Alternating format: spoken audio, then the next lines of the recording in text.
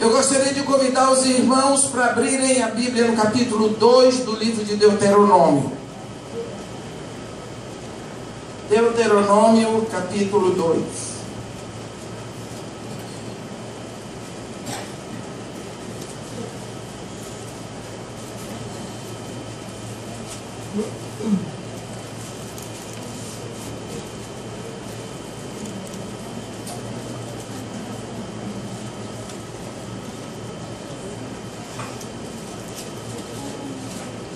Vamos começar no versículo 26.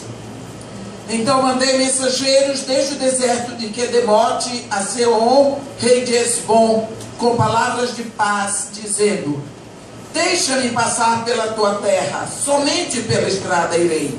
Não me desviarei para a direita nem para a esquerda. A comida que eu como a vender-me-ás por dinheiro, e dar-me-ás também por dinheiro a água que beba. Tão somente deixa-me passar a pé, como fizeram comigo os filhos de Esaú que habitam em Seir, e os moabitas que habitam em Ar, até que eu passe o Jordão, a terra que o Senhor nosso Deus nos dá. Mas Sehon, rei de Hesbom, não nos quis deixar passar por sua terra, porquanto o Senhor teu Deus endureceu o seu espírito e fizeram obstinado o seu coração, para tu dar nas mãos como hoje se vê. Disse-me, pois, o Senhor: eis que tenho começado a dar-te Sehon e a sua terra. Passa a desapossá-lo, para lhe ocupares o país. Então Sehon saiu-nos ao encontro, ele e todo o seu povo a peleja em Jaza. E o Senhor nosso Deus nos entregou, e o derrotamos, a ele e a seus filhos e a todo o seu povo. Amém. No que nós estamos vendo aqui é mais um momento na história do povo de Israel, quando eles estão a caminho da terra prometida. E chega o momento em que dar a volta pela terra de Hesbom seria muito penoso para eles. Então o certo seria atravessarem pela terra de Hesbom, que cortaria muito caminho. Então Moisés mandou mensageiros para Sehon, o rei de Hesbom, pedindo a ele permissão para atravessar pelo seu território, que não causaria prejuízo, pagaria tudo o que ele consumisse. E disse para ele que já outros reis haviam feito isso, não é? Então ele simplesmente resistiu. O rei de Hesbom resistiu, e Deus diz para Moisés: olha, eu comecei a dar-te, começa a possuir. Eu gosto muito dessa situação.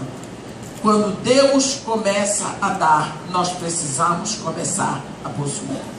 Porque às vezes Deus já começou a dar há tanto tempo, está esperando que nós comecemos a tomar posse. E nós somos tão demorados, nós queremos tudo pronto. Enquanto nós não vemos tudo pronto, nós não vamos. Ainda dizemos assim: eu só jogo seguro, eu sou sábio, eu sou o bom. Às vezes você está dizendo: eu espero em Deus, mas nesse momento Deus já está esperando por você.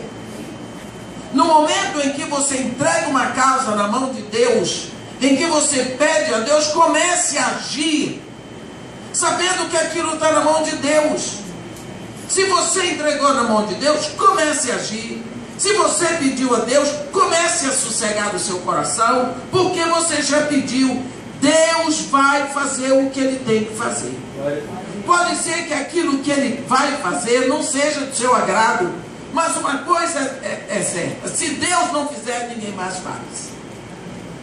Se Deus não fizer, ninguém mais vai fazer. Porque quando Deus fecha uma porta, ninguém abre. Mas quando Deus abre, eu quero ver quem é que fecha. Então, você vê que à medida que você pede a Deus, entrega para Ele uma coisa, você tem que começar a se mover em fé. Semana atrasada, eu fui acusada duramente, porque eu levei a Kay para ministrar numa igreja. E uma pessoa disse para mim assim: mas olha, essa moça está com câncer no pulmão, não é ela? Eu disse: é. Mas como é que a senhora traz para ministrar? Eu disse: qual é o problema? Mas, desculpe, mas isso é ridículo, isso é falta de amor. Eu disse: depende do que é amor para você. Eu falei com ela. Ela disse: como é que você vai? A Kay disse para ela: olha, o médico disse que eu tenho câncer no pulmão. Eu sinto dores. E ele me deu o Tilex para tomar. Mas acontece o seguinte: eu tenho voz para ministrar. O câncer não atacou minhas cordas vocais. E tem outra coisa: se eu estou feliz, se eu estou triste, se eu estou com enfermidade, se eu estou sadia, não tem problema. Deus continua sendo digno de todo louvor e de adoração. Gente, eu olhei para aquela menina e eu disse: tá aí, ó, o que é que Deus botou essa gringa comigo? Ela me surpreende com as coisas. Ela disse: mamãe, enquanto eu tiver voz, enquanto eu tiver saúde, enquanto eu puder respirar, eu vou adorar. Resultado: nós fomos ao médico, o nódulo não aumentou e as contagens do sangue também não subiu. Então, Deus começou a dar, nós entregamos literalmente a causa daquele na mão de Deus. Porque quem é que vai cuidar? A vida dela. Se é Deus que determinou o número de dia dela, é Deus que vai cumprir. Não é? Não é médico, não é remédio, não é quimioterapia, e mesmo, muito menos eu. É Deus que vai cumprir. Então entregamos na mão dela, vamos viver. Nós sofremos, só Deus sabe o que eu tenho sofrido, mas nós precisamos saber que está na mão de Deus. Então vamos começar a agir. Não é? Eu tenho tido dificuldade para viajar porque eu não gosto de deixá-la sozinha. Então, nem sempre eu posso pagar a passagem dela para ir comigo. Então, eu não posso viajar porque ela é humana e ela corre o risco de uma depressão. Porque ficar sozinha pensando, eu estou com os dias contados, é difícil. É muito duro, então não posso chegar a esse ponto. Mas o que nós precisamos fazer é o seguinte: Deus começou a dar, vamos começar a possuir, vamos começar a nos alegrar com o que Deus está fazendo, no sentido de andar conforme aquilo que nós temos pedido a Deus, não é? Quando Deus prometeu a Abraão todas as bênçãos que ele prometeu, o que foi que Deus prometeu a Abraão? Um grande futuro, porque quando Deus disse para ele: em ti e na tua descendência serão benditas todas as famílias da terra. Puxa vida, que maravilha. Olha, você pensa, tem pessoas assim com Deus, que nascem e Deus abre a visão delas. Vou dar um exemplo para vocês. Eva, que moça, né? A moça nunca viu um negócio desse, só na Bíblia. A moça já nasceu com o noivo certo, marido certo.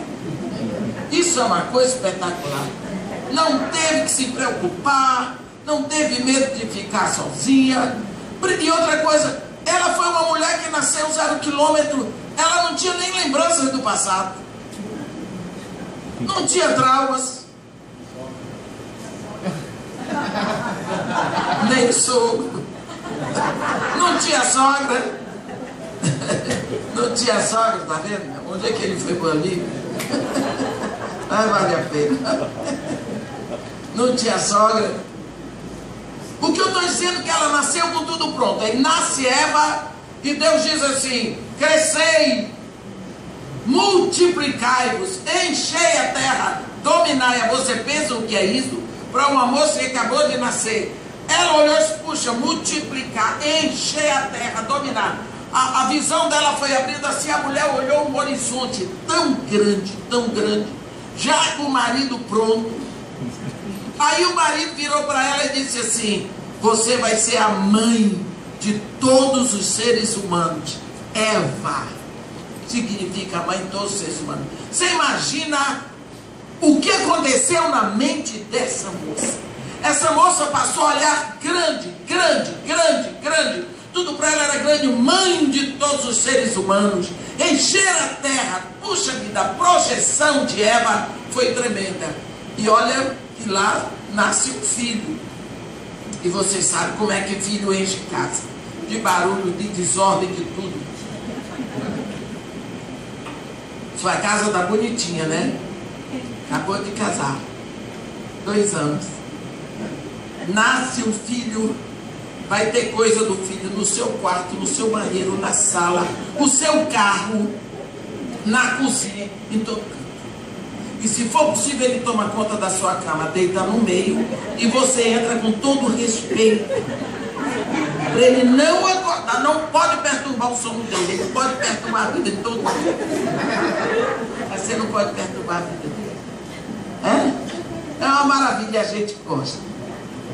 Filho é um negócio que a gente tem que pensar muito. Que até Deus quis ter uma porção logo, é tudo pecador. Tem que ser filtrado no sangue do filho dele, né?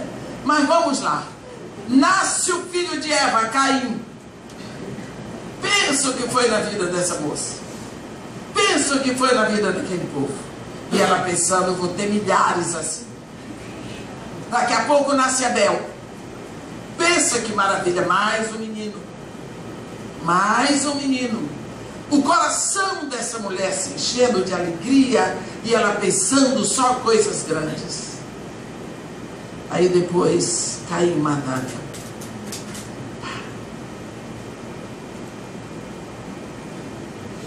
Silêncio, dor. Eva vai conhecer o que é saudade, vai conhecer o que é dor, o que é lágrima, o que é sofrimento, o que é solidão. Tudo isso. Desaparecem os 2 filhos, um pela morte e o outro porque se tornou andarilho. Pensa o que é isso. Mas existia uma palavra que Deus deu. Enchei a terra, dominar. Existia uma profecia do marido dela, mãe de todos os seres viventes.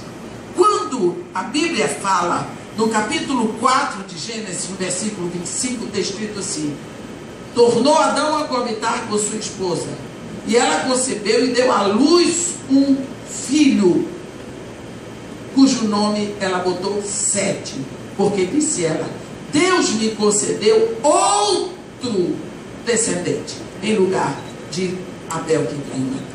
Mas olha, ela diz outro descendente. Quer dizer, começa tudo novo, tudo se faz novo. É uma nova situação, uma nova pessoa, um novo momento na vida dela. E quando a Bíblia fala da genealogia de Adão, no capítulo 5 de Gênesis, a genealogia de Adão não menciona Caim nem Abel. A genealogia diz que Adão viveu 130 anos e teve um filho chamado Sete, e depois ele viveu mais 800 anos e teve filhos e filhas. Mudou tudo, mas o que Deus tinha dito se cumpriu. Adão e Eva tiveram 130 anos de tristeza, 800 de alegria, 130 de choro, 800 de canção. Então o que Deus disse que aconteceria na vida dessa mulher, aconteceu. Ela chorou, ela sofreu, ela passou a dor que nenhuma mãe quer passar. Mas aconteceu. Uma vez que Deus deu, comece a possuir. Se Deus lhe deu uma palavra, comece a viver aquela palavra. Não olhe para as coisas que podem acontecer em volta de você. Deus prometeu a Abraão um grande futuro. Em ti e na tua descendência serão benditas todas as famílias da terra. Mas era preciso que ele começasse a se mover. Ele estava no período fausto da vida dele. Ele estava num período de grande prosperidade, porque ele, naquele momento, ele era o príncipe semita. Ele estava assentado no trono semita, porque o pai dele, Terá, tinha morrido, e já Naor, seu irmão, tinha morrido também. Então, para ele era difícil sair da posição que estava para algo que era uma promessa, mas ele saiu. Ele se moveu, porque Deus começou a dar, comece a possuir. Se Abraão não tivesse se movido, hoje nós não estaríamos falando dele. mas ele saiu e ele andou. E pelo fato de Deus ter começado a dar, não significa que as coisas vão ser fáceis. Porque tem gente que anda num romance com Deus. Ah, estava tão difícil, não foi Deus que me deu. É bem possível que está difícil porque foi Deus que deu. Nós precisamos acabar com esse sonho de que as coisas com Deus são fáceis. Não são fáceis. Pergunte para Jesus se é fácil a cruz, pergunte para João Batista se é fácil ser decapitado, pergunte para todo mundo que anda com Deus se é fácil. Não é. A única coisa que você tem é uma certeza, é uma alegria que Deus lhe dá. Essa é a força que Ele dá, é a alegria que nós temos para continuar, a certeza de um poder que Ele libera para nós cantarmos no meio da dor. Não é? Então, se Deus começou a dar, você pediu, você orou, comece a possuir, comece a proclamar tudo aquilo. Foi preciso que Abraão saísse da sua zona de conforto, ele se moveu. O autor de Hebreus escreve em Hebreus 11, versículo 8: pela fé, Abraão, quando chamado, obedeceu, a fim de ir para um lugar que devia receber por herança, e partiu sem saber para onde ia. Saiu, se moveu. Deus começou a dar, comece a possuir. E a forma de você possuir é andar de acordo com aquilo que Deus lhe deu. Quando o exército de Faraó impressou Moisés com o povo de Israel em frente ao Mar Vermelho, e Deus ordenou: diga ao povo que marche, que se mova, que comece a aquecer os músculos, comece a fazer um aquecimento, que tem uma longa caminhada pelo mar. Diga ao povo: por que clamas por mim, Moisés? Diz ao povo que marche, e tu abre o mar, estende a tua mão sobre o mar e abre o mar para o povo passar. Ora, tudo era tão difícil, porque marchar na beira da praia, diante do mar, quando o inimigo vem de lá, e o outro levanta a mão sobre o mar e abre o mar. Moisés nunca tinha falado que podia abrir o mar, mas Deus falou: vamos começar a possuir. O povo começa a marchar, Moisés levanta a mão, Deus abre o mar. Deus começou a dar. Você tem que começar a possuir. Você tem que começar a agir de acordo com aquilo que Deus deu. O tempo de esperar pode ter acabado. O tempo de orar para que aquilo aconteça pode ser agora, que você tenha que orar pelo que está acontecendo. A hora de se mover em fé já chegou, porque esse povo de Israel depois teria que atravessar um rio, o Rio Jordão, marchando através de um Jordão na época de seca. Porque o único meio de nós entrarmos na próxima bênção é atravessando a barreira do medo. A barreira horrível é o medo. O medo é o gigante. O medo é uma barreira horrível. Vocês imaginem o que é o exército de Israel? E o gigante. O gigante, a presença do gigante era tão forte que o exército ficou com medo. Ficou com medo, porque eles olhavam o gigante. Eles viam que não tinha quem pudesse lidar com uma coisa daquela. Ali, pelo medo, a mente deles ficou embotada. Eles esqueceram que eles estavam em aliança com Deus. E estando em aliança com o Senhor dos Exércitos, eles têm direito a todos os exércitos de Deus. Então, a barreira do medo embotou a mente deles de tal forma que eles só viam o gigante. Eles esqueceram que eles tinham todos os exércitos que o gigante não tinha. Foi aí que apareceu Golias. Que o Golias só via o seguinte: eu tenho uma cicatriz no prepúcio que me dá autoridade, porque me dá direito a todos os exércitos de Jeová de Sebaote. Foi aí que ele chegou, muito tranquilo, eu creio, diante de um gigante que ele tinha que olhar assim. E quando o gigante disse para ele: você vem para mim com um pedaço de pau, você está pensando que eu sou algum cachorro? Ele disse: você vem para mim com espada e com lança. Eu vou para você em nome do Senhor dos Exércitos, do Deus dos Exércitos de Israel, a quem você está desafiando.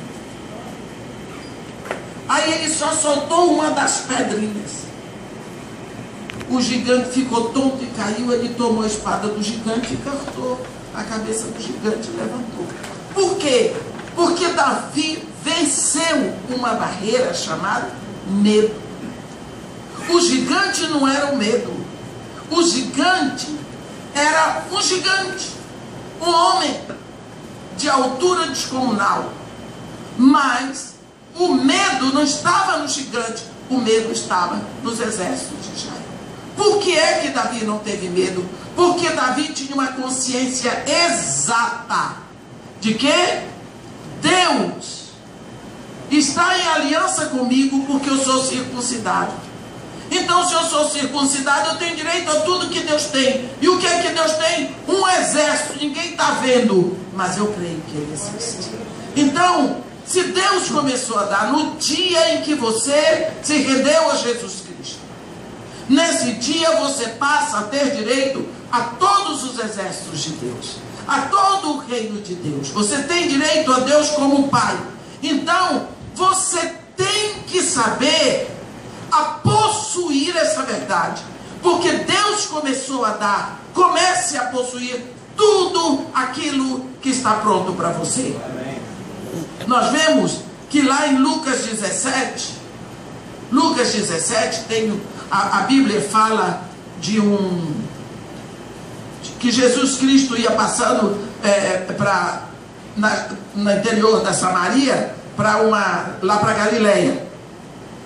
E ele entrou numa aldeia e saíram 10 leprosos que gritaram para ele de longe: Mestre, Jesus, tem misericórdia de nós. Os leprosos não podiam se aproximar porque eram leprosos. E Jesus, a Bíblia diz em Lucas 17:14, ao vê-los, disse Jesus: ide e mostrai-vos aos sacerdotes. Aí a Bíblia diz assim: aconteceu que indo eles foram purificados. Nós sabemos que esses leprosos tinham uma consciência: eu sou leproso, eu não posso me aproximar, porque naquela época os leprosos ficavam fora da cidade, e a lepra é metáfora de pecado. Você lê isso em Levítico 13 e Levítico 14.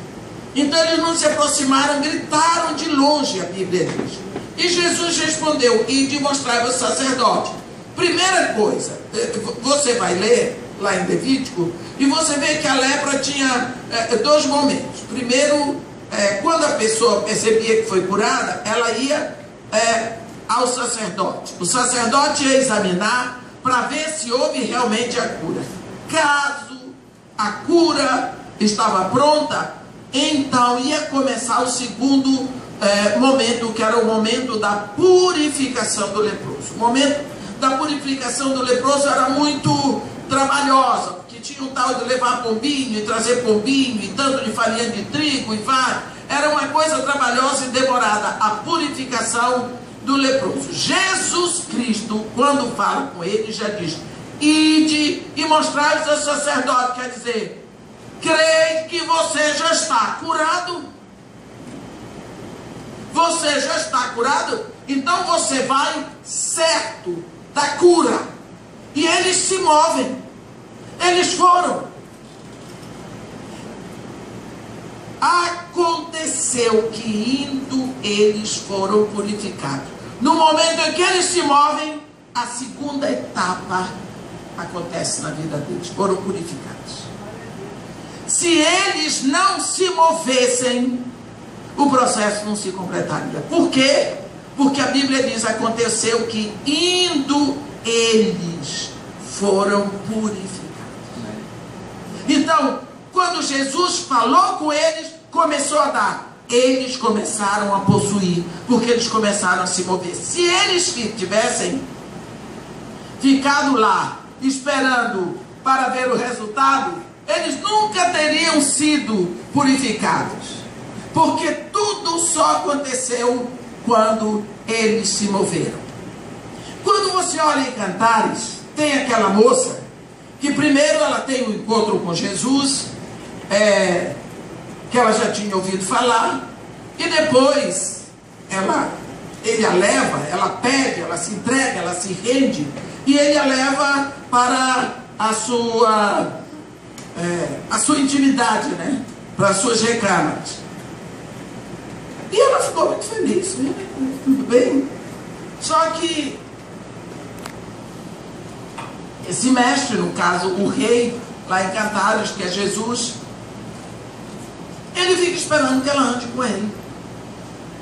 Mas ela fez como muitos de nós fazemos hoje. Ela ficou esperando para ver se alguma coisa acontecesse. Queria que alguma coisa acontecesse. No capítulo 12 ele diz: levanta-te, querida minha, vamos a mim e vem. E ela sentadona. E ele diz: olha, passou o inverno, acorda. Ei, passou o inverno, passou. Olha lá para fora, viu? Cessou a chuva. Se foi. Olha lá, ó. Aparecem as flores nos campos. Viu que passou o inverno? É primavera, não é mais inverno. Ouve-se o canto da rola. Viu que não é mais inverno? Rola não canta no inverno. Olha lá, a figueira começou a dar figos. Primavera.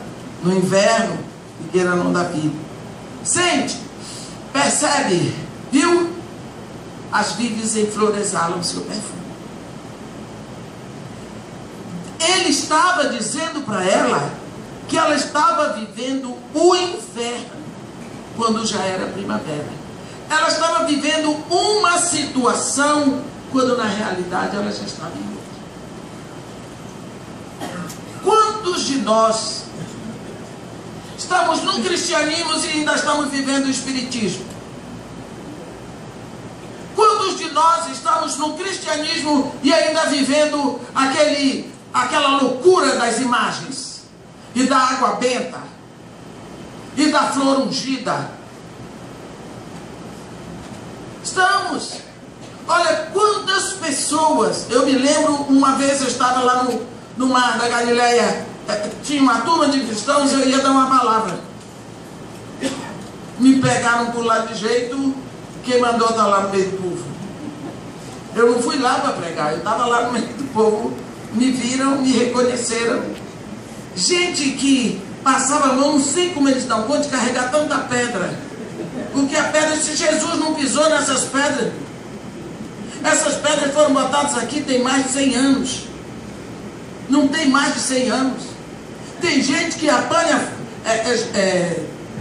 folha no Monte das Oliveiras. Esse irmão está escrito aqui, essas oliveiras foram plantadas aqui há 800 anos atrás. Leva vidrinho para pegar água do Rio Jordão.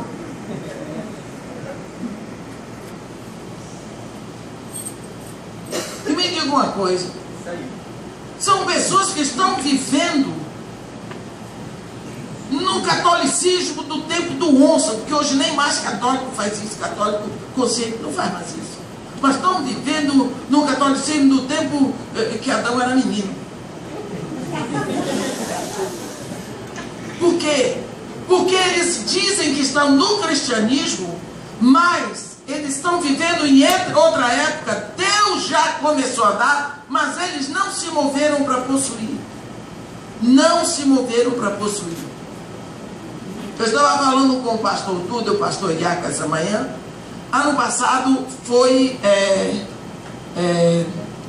teve uma preleção em Israel,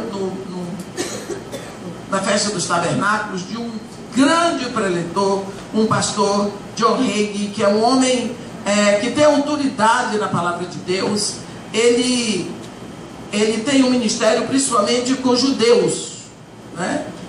Com judeus. Ele é um homem muito culto, mas é um homem muito dedicado à palavra de Deus. Então ele sempre prega na festa dos tabernáculos. E ele pregou e lançou um livro sobre as 4 luas de sangue. O nome do livro é As 4 Luas de Sangue. E o pessoal que voltou de lá, o pessoal lá em São Paulo, foi procurar, irmão, o que é isso? 4 luas de sangue. Eu disse, não sei. Eu não sabia. E não porque o pastor John Hagee, ele fez essa preleção e está todo mundo apavorado. E o povo, quando apavora que o mundo vai acabar, tá um dia esses negócios. Eu disse, olha, eu não sei. Mas se ele lançou o livro em Israel, eu estou indo para os Estados Unidos agora, o livro tem nos Estados Unidos, que o ministério do John Hagee é nos Estados Unidos. Eu vou comprar, vou ler para aprender e para dizer para vocês o que é que ele pregou. Cheguei, saí do Brasil no dia 27 de dezembro, dia 28, cheguei no Canadá, em Toronto. Falei com o pastor, pastor, eu preciso comprar esse livro. Procuramos em toda a livraria, vimos na internet, o livro ainda não tinha chegado nem no Canadá. Aí, no dia 2 de janeiro, eu viajei para os Estados Unidos, o pastor de New York, eu ia para Connecticut, para Danbury, e no caminho para lá eu disse, pastor, eu preciso comprar um livro aqui. Ele disse, é comigo mesmo que eu trabalhava vendendo o livro. Eu disse, o livro é esse, do John Hagee. Ele disse, do John Hagee, eu disse, dá para passar logo numa livraria? Ele disse, não, calma, sossega, vou lhe levar em casa, está nevando muito, está muito frio, a senhora vai chegar lá, vai comer uma comidinha boa, fica lá, e eu saio para comprar o livro para a senhora. Saí, eu disse, então se encontrar, comprar 2, que eu ia mandar um para o pastor lá de Toronto. Mandei. Voltou para casa com os 2 livros, eu comecei a ler o livro. O que ele diz nesse livro, eu estou fazendo a sinopse dele, não é uma cópia, não é uma tradução, a sinopse dele, porque eu prometi ao pessoal lá de Atos. O que ele diz no livro dele é tudo muito básico do ponto de vista bíblico, porque ele prega e escreve a Bíblia como está escrito, mas ele chama a atenção numa direção que muitos de nós que escrevemos. Ele diz o seguinte, quando os discípulos estavam se gabando da construção do templo, das arcadas do templo e tudo mais, se gabando do que tinha, como a gente aqui se gaba do Maracanã, que é uma maravilha, da estátua do Cristo, da Baía de Guanabara. Então, eles estavam se gabando, Jesus olhou para aquilo e disse assim, em verdade eu vos digo, não ficará pedra sobre pedra. E aquilo foi um choque. Você já pensou, você está mostrando, olha o Maracanã, a pessoa diz assim, vai cair. Entende? Foi mais ou menos isso, Jesus Cristo foi. Aí os discípulos, todos judeus, ficaram impactados com aquilo, e Jesus saiu andando. Se você já foi em Israel, você sabe que você faz a pé 5 minutos do templo para o Jardim das Oliveiras, porque o templo não existe mais, mas ficou lá o pedaço do muro que chama o Muro das Lamentações. A gente faz a pé do Muro das Lamentações para o Monte das Oliveiras em 5 minutos. Então Jesus saiu de lá, imagina do jeito que ele andava. Se eu faço, imagina Jesus, pá. Chegou lá e ele sentou. Você imagina os discípulos, estavam com aquilo engasgado, finalmente não ficaram pedra sobre pedra, eles querendo saber o que é. Aí eles vieram assim, né? Mestre, diz aí para nós, como vai acontecer essas coisas? Que sinais nós teremos da tua vida? Esse é o momento básico do livro, porque esse é o momento em que Jesus Cristo vai dar pistas e aconselhamentos para os seus discípulos. E a primeira coisa que... E Jesus Cristo não diz, você não tem que saber, não é da sua conta, não. Pelo contrário, ele disse, olha, veja para que ninguém vos engane. E esse é o primeiro ponto que ele diz. É que nós podemos ser enganados. Um dos enganos que nós temos é olhar para o tempo que nós estamos de forma errada, como essa mulher de Cantares. Ela estava crente que ainda estava no inverno, mas já era primavera. E pelo que Jesus está dizendo lá em Cantares, se o inverno não esperou, a primavera também não vai esperar. Porque o tempo não espera. O Cazuza repetiu isso. Parece até que leu a Bíblia. O tempo não vai esperar ninguém. Olha, Jesus Cristo, que ninguém vos engane, nós estamos olhando festivamente para as coisas. Tudo isso que nós vemos é engano, porque nós olhamos o que está nesse mundo caído. A Bíblia diz que este mundo inteirinho jaz no maligno. E se a arte máxima do diabo é o engano, ele vai usar de tudo para nos enganar. Como ele vai nos enganar? Nós olhamos as coisas cada vez mais lindas. O Rio de Janeiro vai ficar uma maravilha para os turistas. Não é? O exército veio para o Rio para quê? Para proteger os turistas. Na saída dos... Nós não precisamos de proteção, mas nós sabemos quem é que nos protege. O problema é que nós olhamos para as coisas. Nós não olhamos na direção que Deus está querendo que olhemos. É isso que ele diz. Uma das coisas que ele diz é: haverá sinais no sol, na lua e nas estrelas. Quem é que está olhando esses sinais? Sinais dos astros acontecem a Bíblia toda. Aí ele mostra. Quando Josué pediu para o sol se parar em Gibeon, que o sol se parou, a Bíblia diz aqui em Josué, que Josué disse assim: sol detente em Gibeão, e tu, lua, no vale de Aijalon. O sol se deteve e a lua parou, até que o povo se vingou de seus inimigos. Não está isto escrito no livro dos justos? O sol, pois, se deteve no meio do céu e não se apressou a pôr-se quase um dia inteiro. Isso, astro, por ordem da boca de um homem no comando de Deus. Então Deus tem autoridade sobre os astros que ele criou, e daqui da terra nós podemos ordenar. Astros.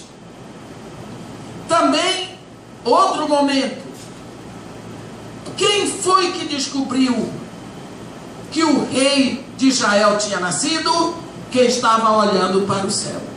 Os magos viram a estrela, só porque estavam olhando para o céu.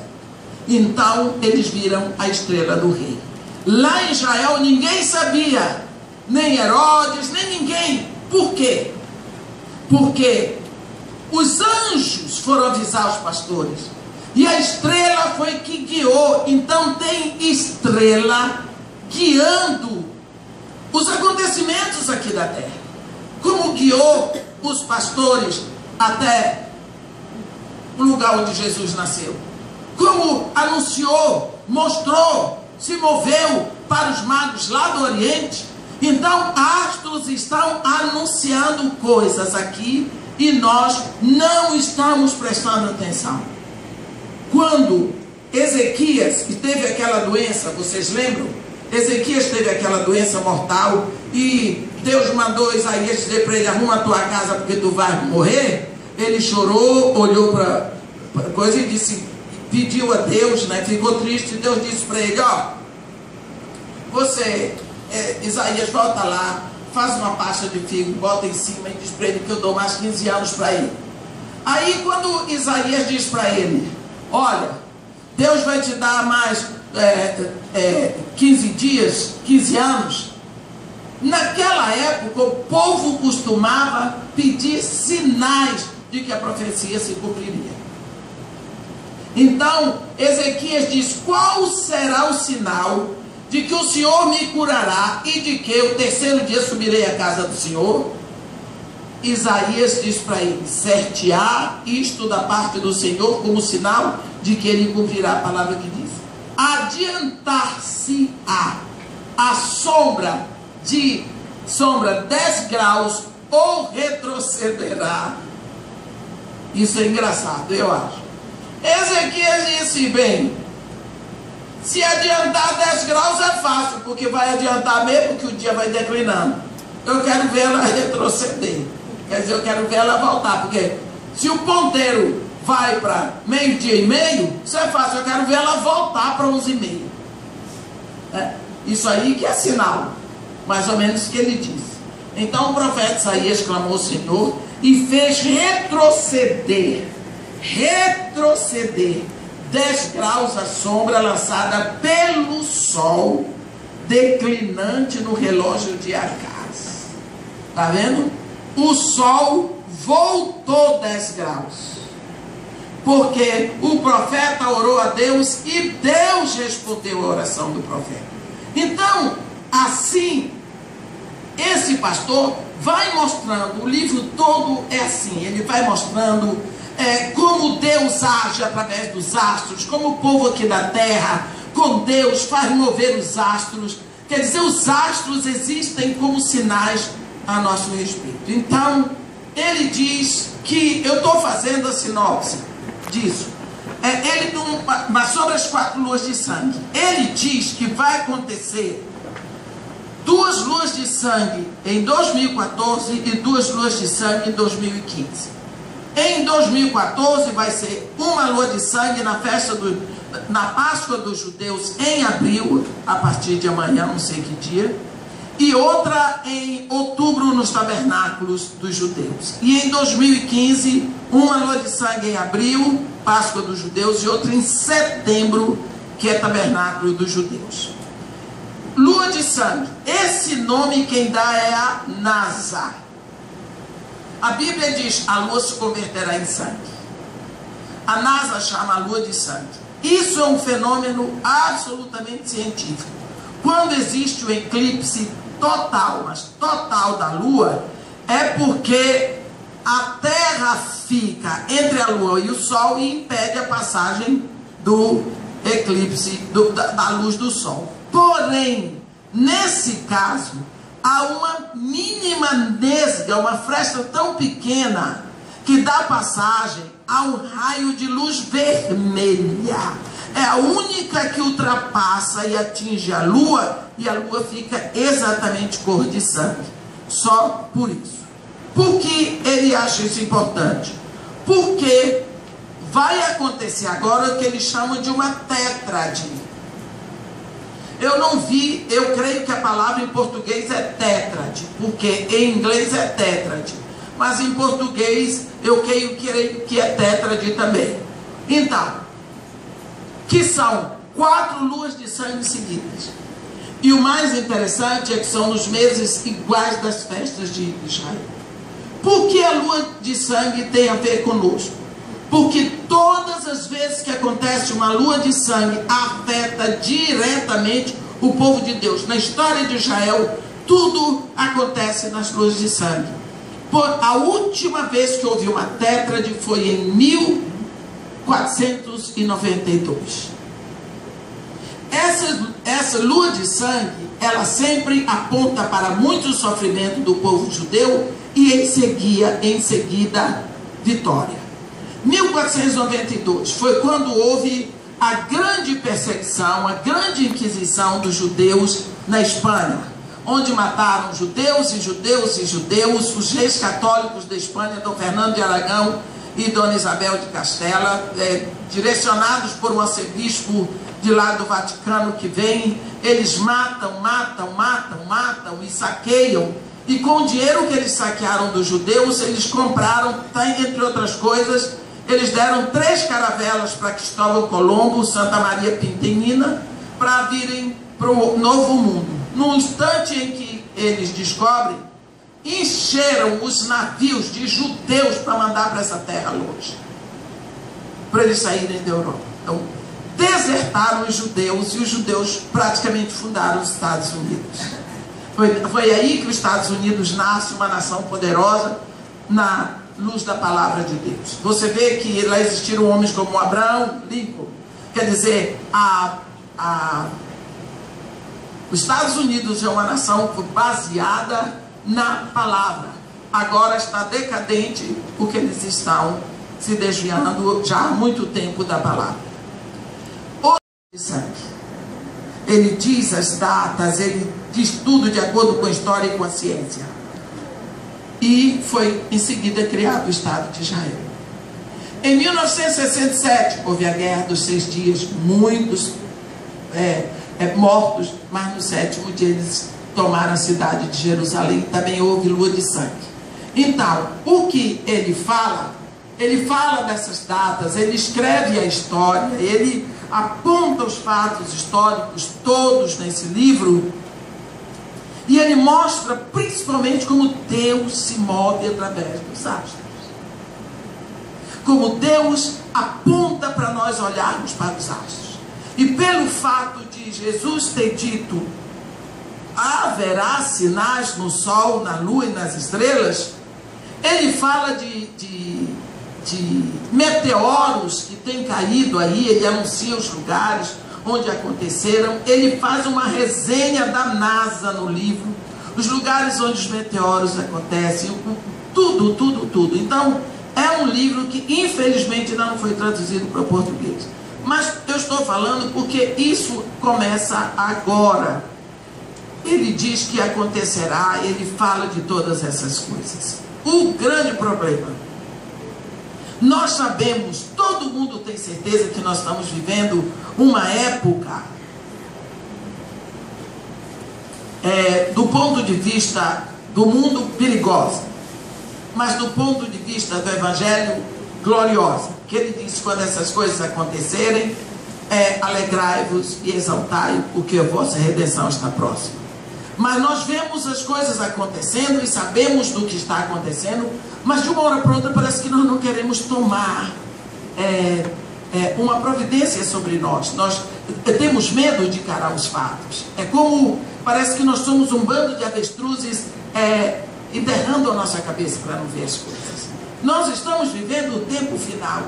É preciso que nós saibamos sair, anunciar, proclamar, viver essa verdade. Porque Deus começou a dar, no dia que você entrou no reino, Deus começou a lhe dar tudo do reino. Será que você começou a possuir? Será que você realmente está andando de acordo com essas coisas do reino?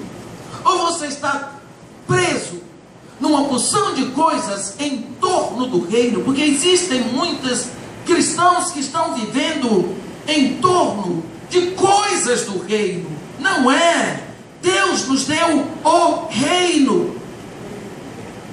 Deus já nos deu esse reino. Nós precisamos começar a viver esse reino. Porque é só quando nós começamos a viver esse reino que nós começamos a possuir cada vez mais. E se Deus não pode encher esse copo de água para mim se ele estiver cheio, mas se eu já bebi a água toda, ele põe a água. Por quê? Porque eu bebi, eu usei a água. Se Deus não derrama água num copo cheio d'água, por que é que eu acho? Se eu não derramo água num copo cheio d'água, por que é que eu acho que Deus vai derramar? Quanto mais você usar do reino, mais Deus vai te dando do reino. Porque à medida que Deus começou a dar, você tem que começar a possuir para que Ele dê mais ainda. Quando nós lemos aqui, Seom, rei de Hesbom, ele foi destruído. A Bíblia diz para Moisés: eis que eu comecei a dar, começa a possuir. E diz, a Bíblia diz que Josué, que Moisés, Deuteronômio 31, que Moisés diz que Josué Deuteronômio 2, eu estou no 31, Deuteronômio 2, que Josué fala: e o Senhor nosso Deus nos entregou e derrotamos a ele e a seus filhos, a todo o seu povo. Foi preciso que Moisés se levantasse em guerra. Foi preciso que Moisés se levantasse para a batalha. Foi preciso que eles fossem à frente, porque Deus começou a dar. Eles tinham que começar a possuir. Quantas vezes, quando Deus fala para Josué, ele diz: Josué, eu entreguei nas tuas mãos a Jericó, ao seu rei e a seus valentes. Quer dizer, eu já dei. Você só precisa ir lá tomar posse. Vai lá, toma posse. Ele só precisava de uma estratégia. Você viu que Josué não teve que levantar a mão para destruir. Cercou 7 noites, e na 7ª noite 7 vezes, depois o povo gritou. E entraram e saquearam tudo. Tomaram tudo. Não teve jeito. Tocaram fogo nas coisas. Deus deu. Mas aqui, ele disse, eu tenho começado a dar. Começa a possuir. Significa que isso é um processo. É contínuo. Cada vez mais. Ele começou, você começa e você vai andando com Deus. À medida que você vai andando com Deus, ele vai dando, você vai possuindo mais, e ele vai dando mais, e você vai possuindo mais. Enquanto você não acabou de possuir tudo, Deus não vai parar de lhe dar tudo, porque ele apenas começou. Eu gosto desse trecho porque ele começou. Não se sabe quando é que Deus termina, porque Deus não tem pressa de terminar, porque ele tem todo o tempo, que ele é infinito. Amém? O que é que Deus começou a dar na sua vida que você ainda não se moveu para possuir? Abra o olho. Abra o olho, porque com certeza você é filho de Deus. Deus já começou com você. Se mova, vá. Os primeiros passos são como de uma criança engatinhando, não é? Nós não temos a fé do adulto, nós não temos aquela fé forte, nós não temos o hábito, e o hábito é uma segunda natureza. É preciso que quando a criança começa a andar, ela cai muitas vezes, até que se firma nas pernas, dá os primeiros passos, 3 passinhos, cai, mas depois um dia ela está correndo uma maratona. Então, é preciso que, assim como Deus deu a ela músculo nas pernas, ele também deu músculos para a sua fé.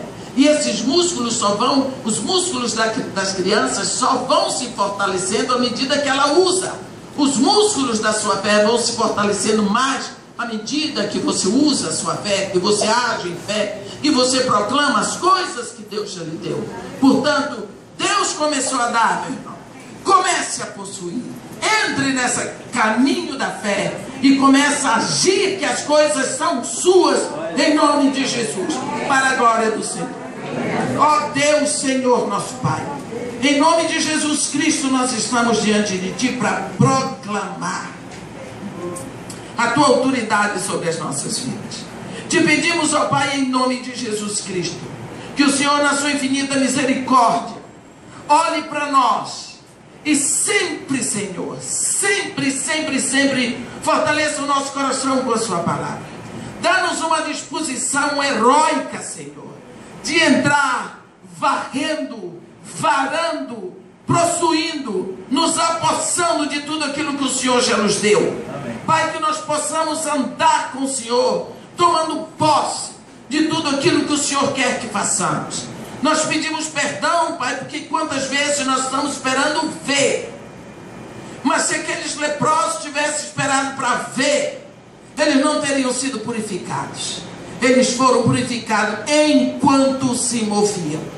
Dá-nos a coragem, a pertinácia, Senhor, de nós nos movermos em fé, para que nós possamos ir galgando cada vez mais as alturas celestiais no nosso coração.